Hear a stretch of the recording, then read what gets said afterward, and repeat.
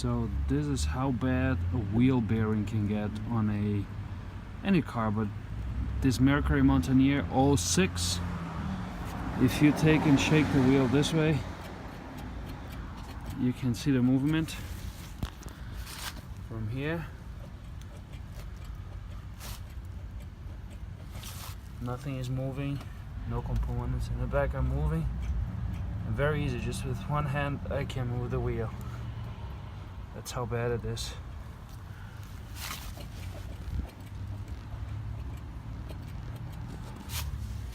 They said no component in the back is moving, only the wheel.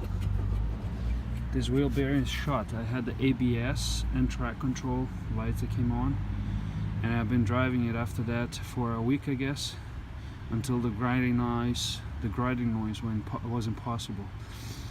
I'm recording this, of course, in a 35 or 38 degree temperature, and that's why my mouth is kind of a little bit off, but my speaking is not that good, but that's the idea.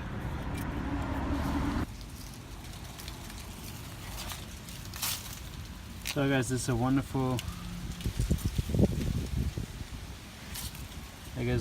evening here, finishing up the job. This is the new bearing that I bought with the hub from this company here, Prime Choice.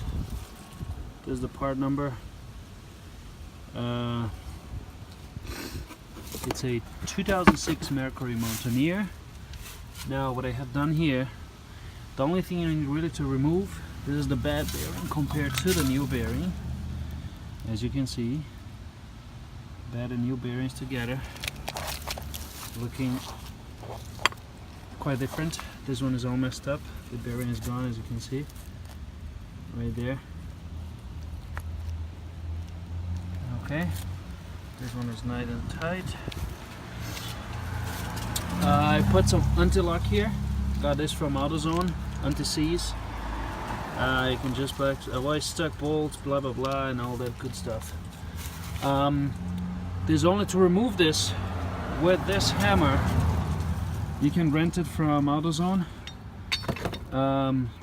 It took me probably 5 swings, 5 pulls, and it was out. It was not as bad as I thought it would be. One secret I can tell you is, buy something like this brand here. You can buy this brand. It's called Tecton. The reason why is this here is a very tight fit to the main screw, the axle screw, because this is a very tight fit. This one, whatever brand this is called, I bought it from, the reason why, because buy a longer one, because the smaller size won't fit, because you have the nut that's sticking out a little bit, as you can see up to here. So this one won't fit all the way to grab the nut when you're trying to get it off. So you need to get a longer one. Get it online, maybe from this brand. I found out this one is very precise in regards to millimeters. This one is 32 millimeters. This is 32, but it's loose. It kind of like dances in the air a little bit. You can see a little bit. It's not perfect fit, so it can mess up your threads right there. Okay, so I would recommend to get something longer like this, but from this brand here, which I didn't know. I bought this beautiful set from Tecton. I have a few tools from Tecton. I have had no problems. If you had problems, I'm sorry. For my home work, this is perfect tool. So I'm gonna put all this together to take this off. 3 bolts from the back with a 15 millimeter. You get them off, piece of cake. I don't know the situation of your car, but this one was very well maintained by the dealer previously of me purchasing it. So far it's good. Beautiful leaves here, New England. So that's it. I'm gonna put all this stuff together. Always remember to put the anti-seize here, anti-lock, anti-seize, whatever, anti-seize, and that helps to keep everything easy to put it together. All right.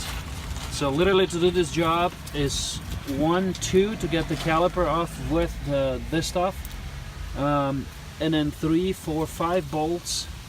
You get the whole thing off, and 6 bolts. So for this job, the guy was gonna charge me $80 for this easy job. He said if it was a tough job, it was gonna be $120 per wheel. So that was gonna be $240 or $160 depending how difficult the job was. For me, it was very easy.